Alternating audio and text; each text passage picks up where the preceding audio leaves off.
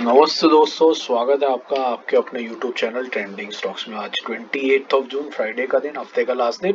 आज के दिन के लिए जिन स्टॉक्स को हमने एजुकेशनल पर्पज से स्विंग ट्रेडिंग के पॉइंट ऑफ व्यू से आइडेंटिफाई किया था, चलिए उन सारे स्टॉक्स का आज एक थ्रेड ब्रेड एनालिसिस करते हैं। देखते हैं इन स्टॉक्स में आज किस तरीके से मूवमेंट हुआ और कहाँ पर हमें एंट्री और एग्जिट करने के मौके मिले। इसके अलावा वीडियो को अगर आपने लाइक नहीं किया तो लाइक कर दीजिएगा, वीडियो के ऊपर कमेंट्स भी कीजिए ताकि हमें पता चले कंटेंट को बेटर कैसे करना है।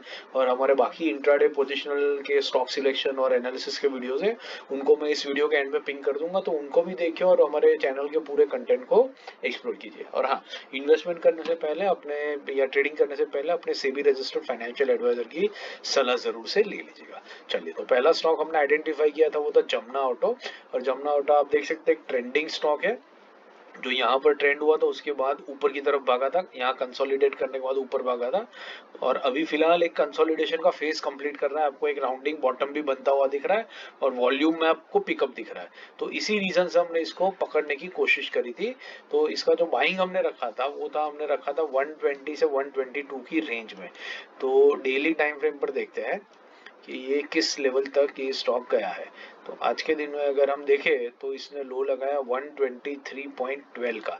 इसका मतलब है ये हमारे बाइंग रेंज में आया नहीं है स्टॉक अभी तक, इसलिए ये हमारी एंट्री इसके अंदर में नहीं हुई। हालांकि आप देख सकते हैं आज की हैंडल ऊपर से रिजेक्शन लेकर के आई है, तो पॉसिबल है मंडे के दिन खुलते ही ये नीचे जाए, एक आध रुपया और नीचे जाएगी तो आपका बाइंग प्राइस आ जाएगा और डेफिनेटली इसके अंदर में एंट्री हो जाएगी।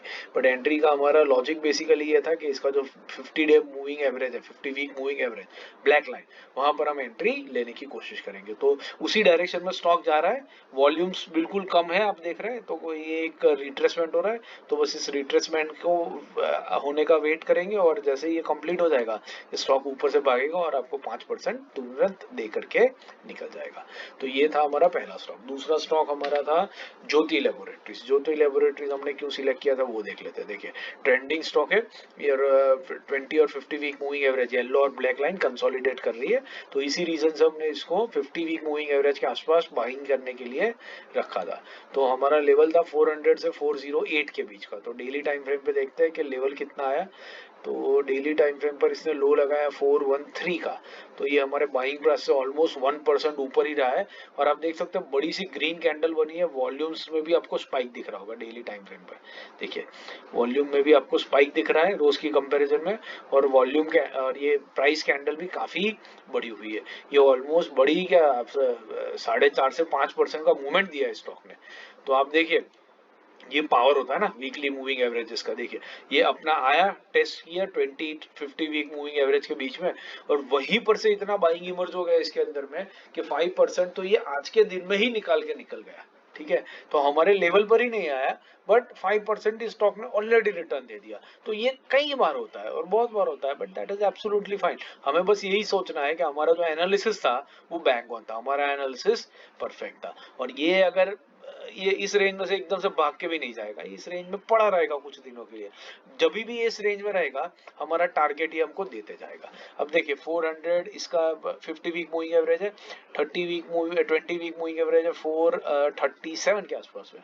मतलब ये कितना 36 9% का रेंज है। ये 9% की रेंज में स्टॉक उठा पटक करता रहेगा और आपको 5% कई बार ये देता जाएगा। तो इस तरीके से भी इनके अंदर में ट्रेड लिए जा सकते हैं। तो ये भी एक अच्छा ट्रेड रहा, भले हमारे हाथ में नहीं आया वो अलग बात है। लेटेंट व्यू एनालिटिक्स तीसरा स्टॉक था। तो इसको भी देखिए, ट्रेंडिंग स्टॉक है, 20 वीक मूविंग एवरेज के ऊपर ही बाउंस बैक लेता जाता है। तो वहीं पर हमें बाइंग के लिए हमने कोशिश करी थी। ये परफेक्टली अपने 20 वीक मूविंग एवरेज से रिजेक्शन ले रहा है, देख सकते हैं आप। तो डेली टाइम फ्रेम पर देखते हैं, हमने 492 से 496 के बीच में बाइंग रखा था। इसने लो कितने का लगाया, इसने लो लगाया एग्जैक्टली 496 का आज के दिन में। मतलब हमारी बाइंग रेंज के एकदम हायर एंड पर जस्ट आकर के ये स्टॉक निकल चुका है। तो अगर आपकी एंट्री हो गई होगी इस स्टॉक के अंदर में तो दैट इज एब्सोल्युटली फाइन। अगर आपकी एंट्री नहीं हुई है तो भी कोई दिक्कत की बात नहीं है। ठीक है, 1% ये ऑलरेडी मूव कर चुका है आकर के। अगर कल के दिन में, मंडे के दिन में वापस नीचे आता है, ये इसी रेंज पर है, तो मंडे के दिन में वापस आता है तो हम वापस इसके अंदर एंट्री करने की कोशिश करेंगे, या तो फिर हम इस स्टॉक को अपने हाथ से जाने देंगे। इसमें कोई दिक्कत की बात नहीं है।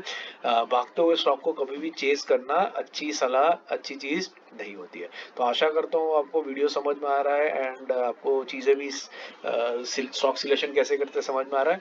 यहाँ पर मैंने कुछ और वीडियोस पिंक कर दिए जो हमारे इंट्राडे एंड पोजिशनल ट्रेड के स्टॉक सिलेक्शन और एनालिसिस के वीडियो है, तो इनको भी देखिए, हमारे पूरे कंटेंट को एक्सप्लोर कीजिए, लाइक करते रहिए, कमेंट करते रहिए, चैनल को और दोस्तों के साथ भी शेयर करते रहिए। Thank you and have a great trading week ahead.